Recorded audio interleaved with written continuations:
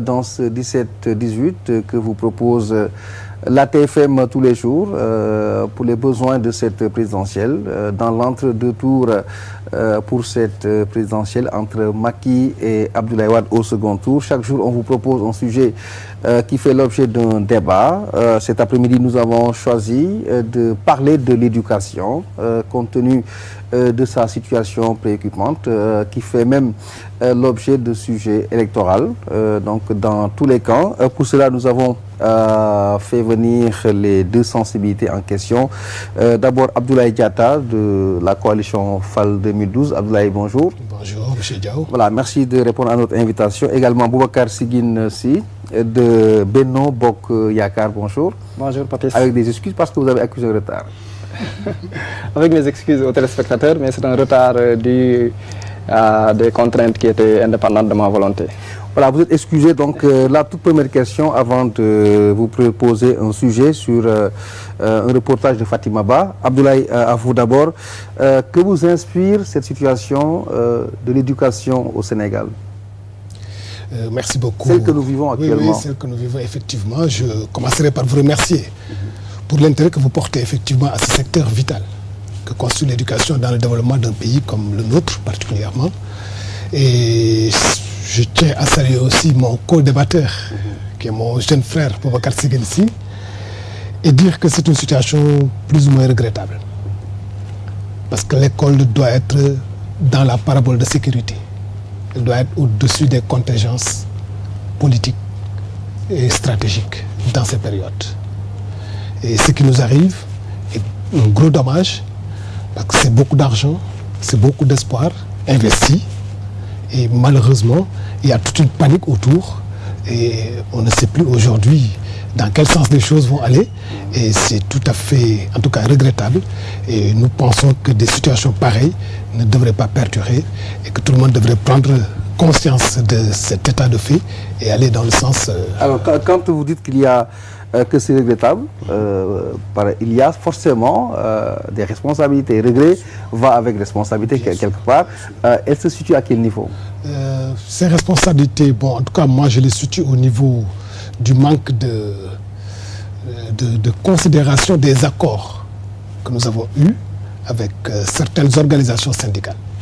Au mois d'octobre dernier, nous avons discuté avec les organisations syndicales, le ministère de l'Éducation, le Comité national pour le dialogue social, les parents d'élèves, la société civile, COSIDEP, etc., Coalition Éducation pour tous, pour diagnostiquer les éventuelles difficultés qui pouvaient poindre à l'horizon, étant entendu que cette année est une année électorale très sensible, et dire, faire l'état des lieux, mais éviter d'en rajouter, de ne pas mettre de nouvelles revendications, afin de créer autour de l'école une stratégie de turbulence zéro. Et demander au gouvernement de respecter les accords qui ont été signés. Le gouvernement, du point de vue aujourd'hui des accords qui ont été signés, qui sont pratiquement au nombre de 26, si on fait l'archéologie, plus de 98% des points ont été aujourd'hui satisfaits et 2% sont peut-être en mise en œuvre. Malheureusement, nous avons eu de nouvelles revendications qui ont un impact financier énorme, qui ont été déposées sur la table du gouvernement au mois de novembre et qui fait aujourd'hui l'objet de 14 plans d'action et qui crée toute cette panique autour de l'école. Et c'est ça qui est regrettable à mon avis. Si on avait respecté les clauses de Sali, de nouvelles revendications ne seraient pas posées sur la table pour créer cet état de fait. Boubacar, si dans une plateforme, si on réussit à résoudre les 98%, la logique de poursuivre une grève doit s'estomper, à votre avis, si on tient compte des propos de Abdoulaye Diatta. Merci beaucoup, Papis. Je vous remercie de m'avoir invité à ce plateau. C'est avec également beaucoup de plaisir que je retrouve mon frère et ami Abdoulaye Diatta, que nous appelons affectueusement Laye, qui aujourd'hui se trouve du côté de la coalition FAL et qui exprime des regrets. Je crois qu'il n'est pas de l'intérêt, même de la posture d'un gouvernement d'exprimer des regrets, quand le gouvernement lui-même peut résoudre cette situation très grave. Et aussi bien les apprenants, élèves, étudiants, les parents d'élèves, les autorités et les syndicats craignent une année blanche. Donc je crois qu'il faut dépasser les regrets Et surtout, nous avons entendu la plupart des partenaires sociaux dire qu'ils n'ont pas d'interlocuteur. Apparemment, le gouvernement semble être plus préoccupé par une campagne électorale.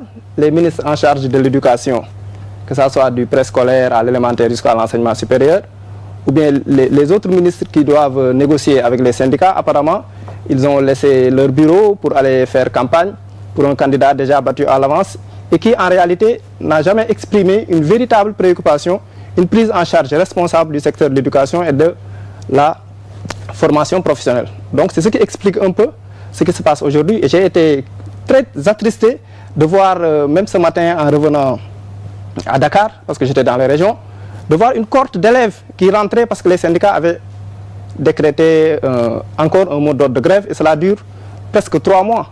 Donc pour en revenir aux statistiques, vous savez, les statistiques, il y a une célèbre boutade qui dit que les statistiques ne montrent pas l'essentiel, comme l'autre bout de tissu. Donc sur une plateforme... D'accord sur les 98% qui ont été donc résolus et qui n'ont pas motivé la reprise à la normale.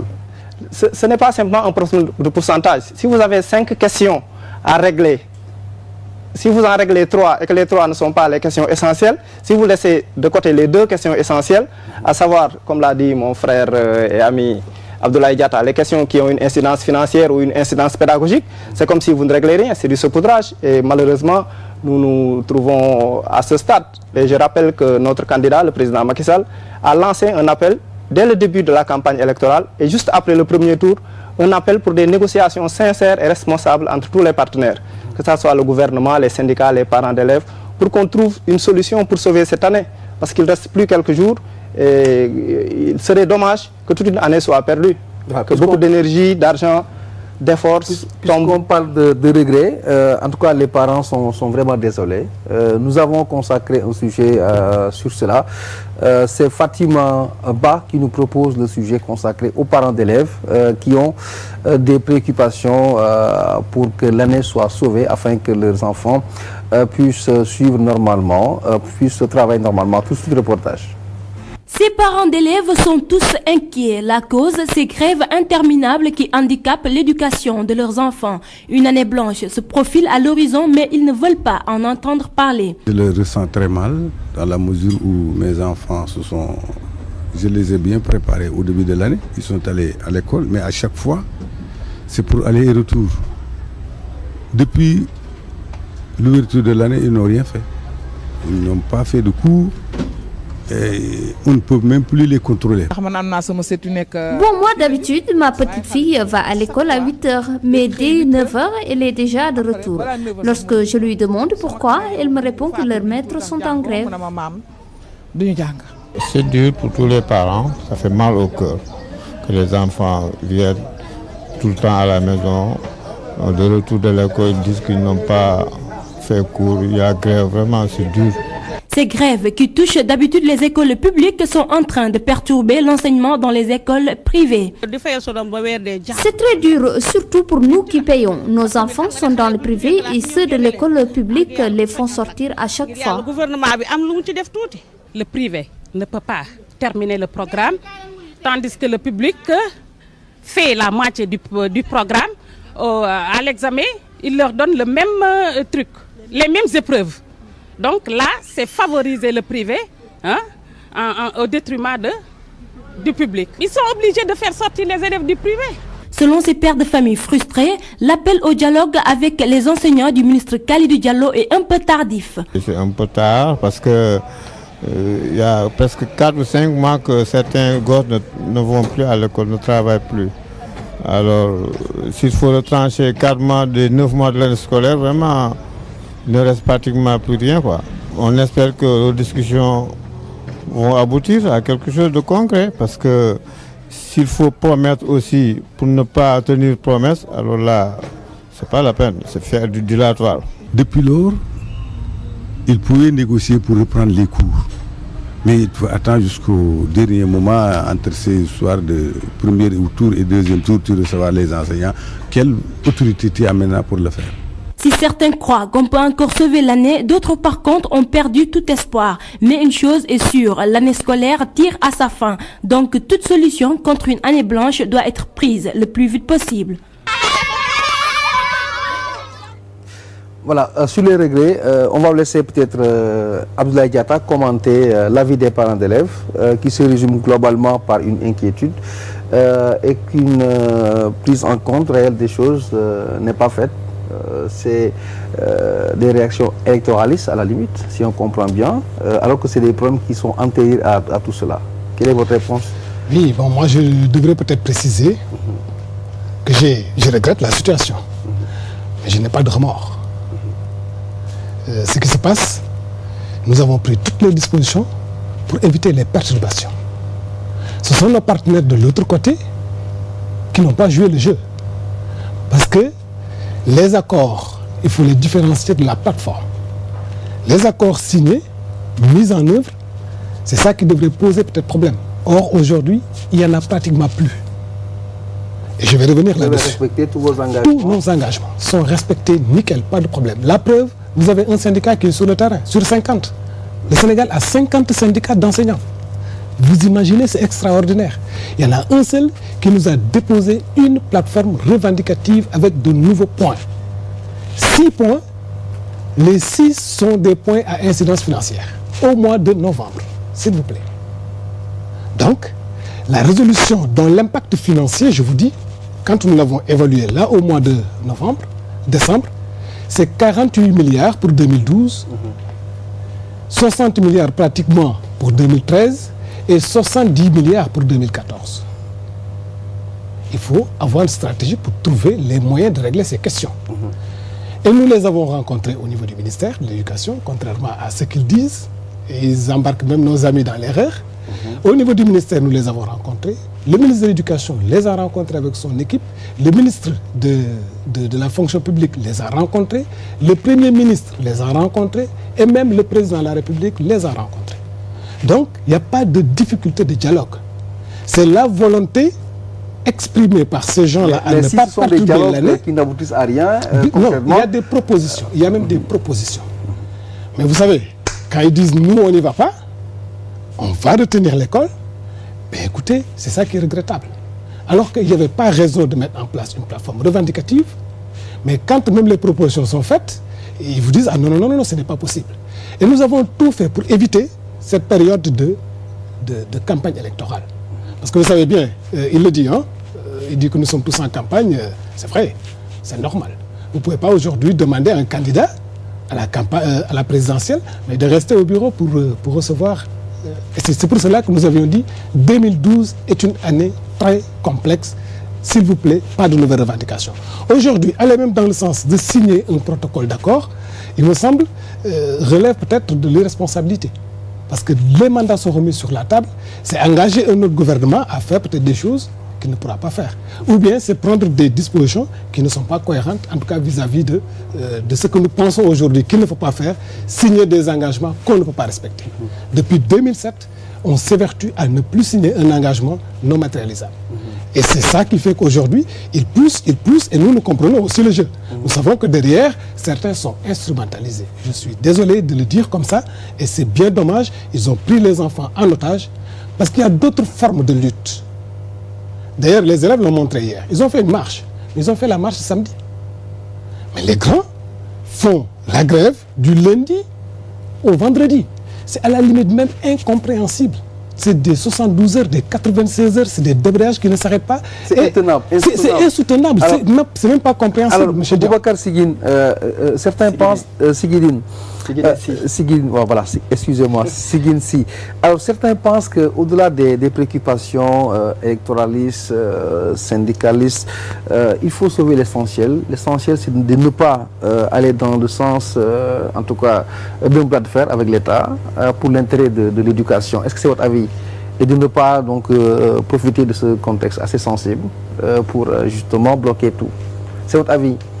Je pense que tous les patriotes sincères sont d'accord qu'il faut tout faire pour sauver l'année. Et c'est dans ce cadre, comme je l'ai rappelé tout à l'heure, que le président Macky Sall a lancé déjà 2 appels. Il a déjà reçu les syndicats, le patronat, il a reçu des membres du SAES, il a reçu une nouvelle fois le SAES.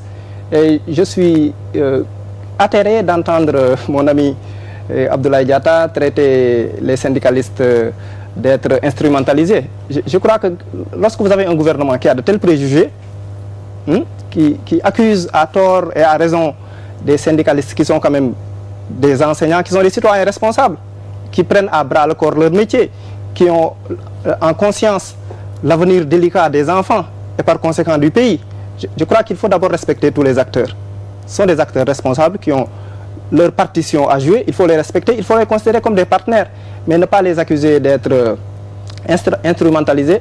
Et je suis également étonné d'entendre M. Diatta avancer des chiffres et dire que ces revendications d'incidence financière, le gouvernement ne peut pas les résoudre, alors qu'au même moment, nous entendons tous à travers les médias, certains sont même des témoins directs, que l'argent est en train d'être distribué à gauche et à droite et à gauche pour des futilités qui ne sauveront ni le candidat Abdoulaye Wade, qui ne sauveront pas sa coalition. Et je suis également heureux d'entendre M. Diatta annoncer la venue d'un autre gouvernement qui peut-être ne pourrait pas tenir ses engagements. Mais ce que je peux dire... Vous allez trop vite en besogne là. Hein? Dans tous les cas, c'est un nouveau gouvernement qui arrive. Peut-être c'est un lapsus révélateur et je pense que c'est l'état d'esprit général au sein de la population et notamment au sein des FAL 2012. Je crois que l'éducation est un secteur tellement important qu'il ne faudrait pas le prendre à la légère comme le fait le gouvernement, qui signe des accords sans les respecter, qui traite les syndicalistes d'être instrumentalisés ou d'être irresponsables. Je crois que si on en est arrivé là, cela est totalement de la faute du gouvernement. Moi, je suis enseignant-chercheur dans un institut universitaire, à la FASTEF en particulier, et c'est juste il y a 2 semaines que les étudiants qui sont admis en première année, donc depuis le mois d'octobre, novembre, ils viennent de recevoir leur bourse. Ils ont même décrété des mouvements de grève. Ça, c'est juste un exemple. Je ne parle pas des enseignants de l'université dont je suis membre. Il nous arrive d'attendre jusqu'au 5 ou jusqu'au 10 sans être payés. Je crois que c'est trop facile de dire qu'ils prennent en charge l'éducation, qu'ils la prennent à bras le corps, alors que dans les actes de tous les jours, le gouvernement ne fait rien, ou bien préfère donner des milliards pour construire, je ne sais pas, des monuments inutiles, pour organiser des festivals mondiaux des arts nègres, ou donner de l'argent à des soi-disant marabouts ou à des soi-disant lutteurs ou à des musiciens uniquement parce qu'ils font semblant de défendre un candidat auquel le peuple sénégalais et en particulier l'école a tourné le dos. Alors sur la question de l'instrumentalisation dans l'histoire, l'histoire politique du Sénégal va avec le corps enseignant fortement politisé. Est-ce que c'est un argument de parler d'instrumentalisation? Parce que même aujourd'hui le pouvoir en place s'est appuyé sur ces syndicats justement pour renforcer ses revendications. C'est à la limite culturelle entre guillemets chez nous au Sénégal. Moi, je voudrais juste faire des précisions par rapport à tout ce qu'il vient de dire. Et c'est beaucoup de mélange d'ailleurs. Parce que si on devait aujourd'hui parler du bilan de l'alternance en matière d'éducation et de formation, je pense que le Sénégal est un exemple. En matière d'infrastructure, de construction, d'équipement du préscolaire à l'université, en passant par les lycées et les collèges, c'est du visible. En termes de recrutement d'enseignants qui sont passés de 20 000 à 86 000, en termes d'augmentation de salaire, il peut bien comparer son bulletin de salaire de 2000 à celui de 2012, et son salaire est multiplié par 3. En termes de formation de ces enseignants, et sur l'impact même des résultats, au niveau national comme au niveau international, combien nos élèves sont brillants à l'étranger. Donc franchement, je pense que dire que nous avons fait de l'éducation, ça c'est inacceptable. Je pense qu'il faut qu'il retire cet argument-là. Ce n'est pas bien, ce n'est pas juste. Mais je voulais juste revenir sur les approches politiciennes à l'école. C'est la vérité. Parce que quand on porte cette double casquette, quand on porte la double casquette de syndicalistes et de politiciens, alors qu'il doit y avoir une démarcation, une ligne de démarcation entre le syndical et le politique, il y a des moments où celui qui dit « je défends l'intérêt de l'école, je défends l'intérêt des travailleurs », devrait savoir où est-ce qu'il doit intervenir en termes de contexte au niveau politique, où est-ce qu'il doit intervenir en termes syndical, parce que la lecture de la situation oblige un certain comportement. Parce que poser les problèmes dans ce contexte, c'est créer à tous les coups des difficultés majeures, parce qu'aujourd'hui nous avons les élèves qui sont dehors, nous avons les parents qui sont inquiets. Cette situation générale, elle profite à qui? Elle profite à qui? Ce sont également ces mêmes syndicats qui ont une fois été avec vous. Non, jamais. Non, ça je regrette. Nous n'avons jamais été avec ces syndicats-là pour la conquête du pouvoir. Nous n'avons jamais été avec eux. Mais ils vont de pair, les syndicalistes et les politiques sont dans les mêmes sphères, ont les mêmes préoccupations. Mais nous ne les avons pas utilisés à partir du champ syndical pour torpiller le champ politique. C'est-à-dire, quand arrive le moment politique, vous vous dévêtissez de votre habit de syndicaliste et vous vous investissez dans le champ politique. Ce qui n'est pas juste, c'est porter le masque syndical pour agir de façon implicite au niveau du champ politique. C'est ça que moi je juge de pas courtois, de pas très beau, parce que nous nous connaissons aussi sur ce terrain-là. Maintenant, c'est ce qui paye les pots cassés, ce sont les enfants. Moi, je suis d'accord que les gens posent des revendications. Je suis d'accord qu'ils manifestent. Je suis d'accord qu'ils exercent le droit de grève. Mais le droit de grève ne doit pas enfreindre le droit à l'éducation. C'est là le problème. Parce qu'aujourd'hui, ils exercent un droit et ils violent le droit des enfants, le droit à l'éducation des enfants. Je suis d'accord qu'ils fassent leur mouvement d'humeur, mais qu'ils ne prennent pas l'école en otage. Il y a toute une panoplie de stratégies de lutte, de méthodes de lutte qui peuvent être mises en œuvre, effectivement, pour arriver à satisfaire les revendications. Est-ce que vous avez commencé par ces méthodes pour aller dans le même sens que Abdoulaye Diatta, que vous avez pris les élèves en otage et que vous avez omis certainement quelques aspects de combat au profit de ceux qui peuvent complètement installer ce que nous vivons aujourd'hui? Je ne pourrais pas cautionner de telles accusations. Je crois qu'à la coalition Macky 2012, nous avons des personnes responsables qui sont de différents secteurs. Et je trouve, et la majorité des Sénégalais le pensent également, que les syndicats sont des gens responsables et matures. Dans les syndicats, vous trouvez... Très politisés également. Pas tous. Certains sont politisés, d'autres ne le sont pas. Vous prenez un syndicat comme le SAES, je suis de l'enseignement supérieur. Le SAES... On a entendu ce qu'ils ont dit là. Moi, j'entends dans les couloirs quelques-uns qui m'ont sujeté à l'oreille. Si le président retirait sa candidature, on allait lever le mot d'ordre. On a entendu ceci. C'est facile d'entendre, je vous dis la vérité. De chuchoter. Je vous dis la vérité. Mais nous savons tous bien ça. Que le SAES est un syndicat autonome. C'est un syndicat indépendant. À l'université, vous trouvez toutes les sensibilités.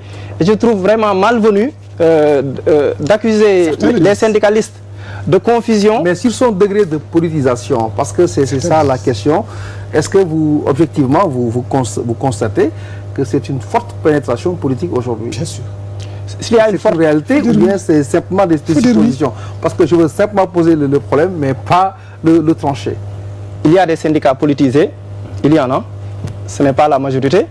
Les syndicats qui sont politisés, ce sont les syndicats proches du pouvoir. Lorsque M. Diatta parle de confusion entre casquette de syndicaliste et casquette de politique, quand je discute avec mes étudiants, ils me disent souvent que ce sont aux autorités de donner l'exemple. Les autorités ne peuvent pas demander aux étudiants, aux élèves, aux parents d'élèves, aux citoyens de faire certaines choses alors qu'elles-mêmes ne le font pas. Cette confusion, elle est cultivée, elle est entretenue, elle est renforcée, elle est récurrente du fait en particulier d'une personne, le ministre Khalid Diallo. Le ministre Khalid Diallo est notoirement un politique. Lorsqu'on l'entend, on se demande est-ce que c'est un ministre qui parle ou bien c'est le secrétaire général de la génération du concret. Je rappelle à l'attention de nos téléspectateurs que c'est lors d'une rencontre des enseignants soi-disant de la génération du concret que le président Abdoulaye Wade avait laissé un lapsus très grave lorsqu'il accusait les chrétiens d'adorer des statues alors que personne n'en parle. Je crois que ça avait créé un tollé énorme et l'Église et tous les citoyens s'étaient insurgés. C'était à cette occasion. Je crois que cette confusion, elle est surtout entretenue par les autorités. Les autorités doivent laisser les syndicats travailler de façon autonome, gérer leurs contradictions qu'ils posent régulièrement à travers des plateformes et discuter avec eux en tenant le langage de la vérité. Il faut dire ce qui est possible et ce qui n'est pas possible. Ce qui est possible aujourd'hui et ce qui est possible demain ou après-demain. Et c'est sur cette lancée que se trouve la coalition Macky 2012 et le président Macky Sall qui est connu pour sa pondération, pour sa mesure, pour son objectivité. La Diatta pourra en témoigner. Lorsqu'il était ministre dans les différents secteurs, il a toujours tenu un langage de vérité. Lorsqu'il était Premier ministre, il a également tenu un langage de vérité. Les fameux 40% dont se glorifie le camp présidentiel, ces 40% ont été matérialisés lorsque Macky Sall était Premier ministre. Et je crois que Macky Sall a beaucoup fait pour l'école. Lorsque la fameuse grève du CUSEMS, le mot d'ordre a été levé lorsque le Premier ministre Macky Sall à l'époque les a invités, après discussion, il les a amenés directement voir le président Abdoulaye Wade. Il a plaidé la cause des syndicats et vous avez vous-même des témoins. Je peux en citer M. Mbouch, Mme Léna Sen et d'autres qui sont responsables de ce syndicat. Et je crois que ce sont des personnes responsables qui mettent en avant des revendications pédagogiques parce qu'ils n'ont pas assez de formation, parce qu'ils n'ont pas assez d'équipement. M. Diatta est un scientifique. Aujourd'hui, pourquoi il a déserté les classes? Parce que dans les classes, dans les laboratoires, vous n'avez pas l'équipement minimal. Nous parlons de la promotion des sciences et des technologies. Alors, ça nous replonge dans... Ça sont des sujets sérieux. Il faudrait les résoudre, investir, organiser les choses. En matière de budget, on parle de ces fameux 40% qui font l'objet de beaucoup de commentaires. Par exemple, le camp adverse estime que c'est inférieur à ce chiffre, à 40%, et que dans la conscience scolaire, on peut dire comment peut-on injecter 40% et qu'on en soit dans ces situations? Est-ce qu'il vous semble avoir un paradoxe? C'est le paradoxe du Sénégal. C'est un paradoxe au Sénégal. Le Sénégal, d'ailleurs, toutes les récompenses que nous recevons aujourd'hui, c'est à cause de ces efforts qui sont fournis. Nous avons fait passer ce budget, le président Wade a fait passer le budget de l'éducation de 109 milliards à aujourd'hui 487 milliards. Qui disent que le Premier ministre Macky Sall, à l'époque, les a matérialisés. Il n'était pas en tout cas dans l'orientation stratégique. Il matérialise la vision politique du président de la République. Donc ça, je pense que ça ne peut pas faire l'objet d'un débat. L'option que le président Wade fait de l'éducation est indiscutable. J'ai dit tout de suite, c'est combien de lycées, qui sont construits. Oui, bien sûr. Et c'est un paradoxe. C'est ça qui n'est pas normal. C'est pour cela qu'il y a de l'instrumentalisation. Il y a un jeu derrière. Quand vous regardez du Maroc en Afrique du Sud, les enseignants du Sénégal sont les mieux payés. Ce n'est pas le Sénégal qui le dit, c'est l'UNESCO qui le dit. Vous regardez le nombre de collèges qui sont construits, le nombre de lycées qui est construit, le nombre d'écoles élémentaires construites. Vous voyez les équipements, les tables bancs, le matériel de laboratoire, tout ce qui est injecté aujourd'hui pour la qualité de l'enseignement et de l'éducation. On nous met sur la table une plateforme où on nous dit... Est-ce que ce n'est pas disproportionné? Parce que si vous prenez votre exemple en disant que vous avez abandonné les laboratoires... Non, ça c'est une boutade. Je ne répondrai pas à ça. Je ne répondrai pas à ça. Je suis à un autre niveau stratégique où je peux encore impulser et pousser l'éducation. Parce que c'est ça un peu notre vision. Mais je veux dire, sur cette plateforme revendicative dont il parle, il n'y a pas un aspect pédagogique. C'est l'augmentation, le doublement de l'indemnité de recherche documentaire. C'est l'alignement de l'indemnité de logement de 60 000 à 200 000. C'est créer une indemnité pour les inspecteurs de l'enseignement moyen et secondaire, qui ne sont pas encore créés. C'est créer une indemnité pour les corps des administrateurs scolaires, ce n'est pas encore créé. C'est augmenter le taux de vacation de 1 500 à 2 500 pour les vacataires. C'est donner des parcelles. Il y a un seul point où on dit mettre 2 fois le mouvement des enseignants, le mouvement national. Au mois de juin et au mois d'octobre, ce qui est d'ailleurs une perte financière. Voilà les 6 points de revendication. Où est l'aspect pédagogique? Tout est dans la poche. Est-ce que la poche vaut, à mon avis, qu'on menace l'année, qu'on violente les enfants, qu'on violente les parents? Mais est-ce qu'il ne faut pas également penser à la poche? Parce que c'est ça qui motive l'enseignant. S'il n'est pas dans des conditions optimales, est-ce qu'il peut être même... Attendons de dépasser 2012. J'ai dit leur salaire est multiplié au moins par 2,5, pour certains par 3. Il ne me démentira pas. Mais où est-ce que vous avez vu un salaire qui suffit? On en demandera toujours. Mais est-ce qu'on peut mettre sur une balance ce qu'on gagne et l'avenir du pays? La formation de la jeunesse. Et tout ce désastre économique, tout ce stress qu'on est en train de mettre en place, en fait, et tout ce visage qu'on est en train de dépeindre du Sénégal de l'étranger. Parce que c'est des parents d'autres pays qui se saignent les reins, qui disent qu'au Sénégal, il y a des performances. Je vais me priver de ceci et de cela pour amener là-bas mon enfant. Ils viennent ici, on leur paye à manger, on leur paye une location. Et malheureusement, on les menace d'une année blanche. Quelle est cette forme d'image que le Sénégal va renvoyer aujourd'hui? Et on veut tout mettre sur le dos d'un gouvernement qui a fait une option claire sur l'éducation. Moi, je ne parle pas de 40% ou de... Regardez les chiffres de la Banque mondiale. Que ce soit au 42, 40% ou 32%, ça dépend du dénominateur. Est-ce que c'est le budget de fonctionnement? Est-ce que c'est le budget général? Est-ce que c'est le budget d'investissement hors dépenses, hors investissement? Donc, c'est là. Mais ce qui est recommandé aujourd'hui, c'est de mettre 20% des budgets au niveau de l'éducation. Le Sénégal le dépasse de très loin et ce n'est pas nous qui le disons. C'est des institutions internationales. Et d'ailleurs, Aujourd'hui, pourquoi le Fast Track nous a donné 81 millions de dollars pour construire des écoles? C'est parce que le Sénégal a fait énormément de choses en termes d'investissement au niveau de l'éducation, que nous avons été récompensés pour la prise en charge de l'accès au niveau de l'élémentaire. Et le Sénégal constitue un des rares pays en Afrique qui va atteindre la scolarisation universelle en 2015, conformément à ce qui a été signé en 1990 à Jomtien. Donc, je pense qu'un secteur pareil, un secteur porteur de croissance, de développement, ne devrait pas souffrir de problèmes de ce genre. On devrait pouvoir mettre l'école, comme j'ai dit tout de suite, dans une parabole de sécurité. Et je comprends pourquoi au Japon, je comprends pourquoi aux États-Unis, les enseignants sont interdits de droit de grève. Le droit de grève ne leur est pas attribué parce que l'école est conçue comme un dispositif sacro-saint où on fabrique les hommes. Mais et là, on fabrique les hommes, il ne peut pas y avoir c'est relatif, c'est bon selon ou de temps à autre. Ce n'est pas un exemple généralisé de l'interdiction de grève à un enseignant. Je veux dire, c'est tellement sérieux. L'école est tellement sérieuse. La formation des enfants est tellement sérieuse qu'on ne devrait pas hypothéquer une seule heure. Alors, c'est mon sentiment. Monsieur Si, il parle de revendications qui ne sont pas pédagogiques un peu, qu'elles sont à la limite pécuniaires. Alors, l'enseignant que vous êtes se sent peut-être mal à l'aise quand les reproches vont dans le sens de l'argent et non de la pédagogie, qui semble être très, très sacrée chez vous. Les enseignants sont mal à l'aise lorsqu'on les accuse injustement de ne penser qu'à la poche. Vous le dites si justement. Voilà les points de revendication. Non, M. Diatta. Alors, quels sont... C'est les 6 points que je viens de lister. Nous en parler un peu. L'articulation de vos revendications actuellement, qui constitue globalement justement cette division. Ces revendications, ce sont des revendications qui reposent sur la justice sociale. Ce n'est pas seulement dans le domaine de l'éducation que les personnels s'insurgent. Vous prenez également la santé. Mais pourquoi on entend davantage les enseignants et les gens de la santé? Parce qu'il y a la majorité numérique, ce sont des corps beaucoup plus fournis statistiquement que les autres corps. Ce sont des corps qui ont une historicité sur le plan de l'organisation et de la dynamique syndicale.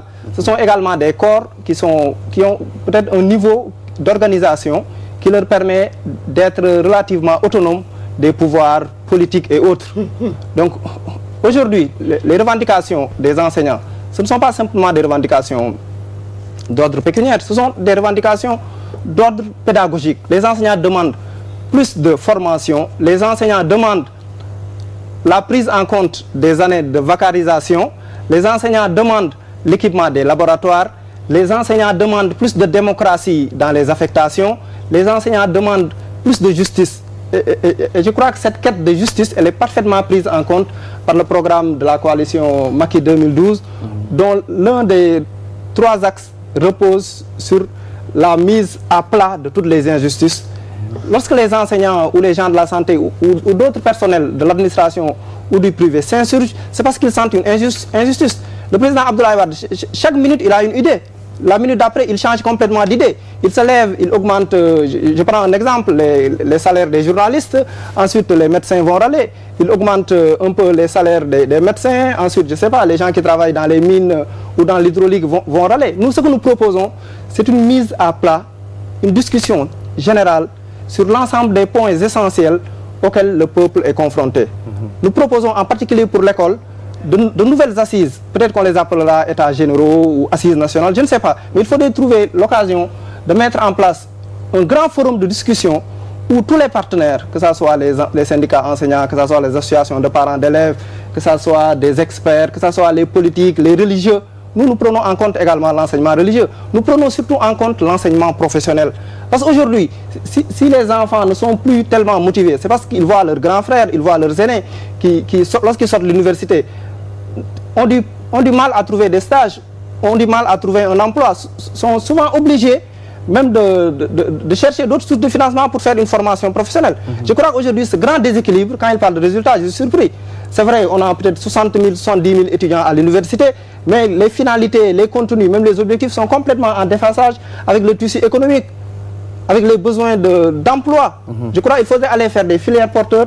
Et nous, notre coalition Macky 2012, a mis en place un programme qui met davantage l'accent sur l'inversion des tendances entre enseignement général et enseignement professionnel. Est-ce que vous allez réussir la dépolitisation de l'éducation? Puisque Diatta n'est pas peut-être d'accord avec moi, mais ça a toujours accompagné l'action politique chez nous.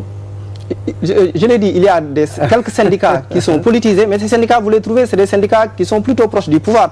Mais les autres syndicats, comme le SAES que je connais, comme l'UDEN, comme l'OIS, etc., c'est des syndicats... Parce que, voilà, nous sommes pas... C'est des syndicats totalement indépendants. Nous ne sommes pas loin on va passer à notre sujet, c'est sur justement le spectre de l'année blanche. Donc on va d'abord revenir sur les promesses, un reportage consacré à la sécurisation de cette année. Voyons voir ce qu'on nous propose, ensuite on revient au plateau. Reportage de Fatima Ba. De classe vide, un calme plat dans l'établissement, telle est la situation.